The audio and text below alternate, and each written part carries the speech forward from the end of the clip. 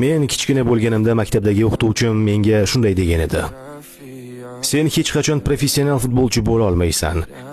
Bu so'zlarni men hech qachon unutmayman. O'sha paytda atigi 11 yoshda edim. Ozg'in, kichkina, kambag'al bola edim.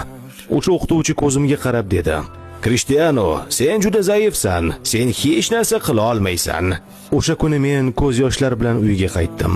Lekin yuragimning chuqur bir yerida o'zimga bir qaror qildim. Men unga noto'g'ri ekanini isbotlayman. Men hammaga ularning yanglishayotganligini ko'rsataman. Boshqa bolalar hovlida o'ynayotgan paytda men mashq qilardim.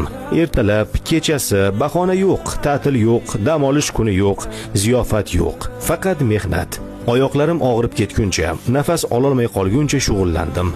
Har bir yugurishim, har bir gollarim, har bir ko'tarilgan kubogim o'sha so'zlarga berilgan javobim edi.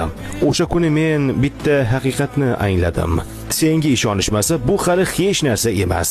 Muhimi, o'zing qanchalik tayyorsan.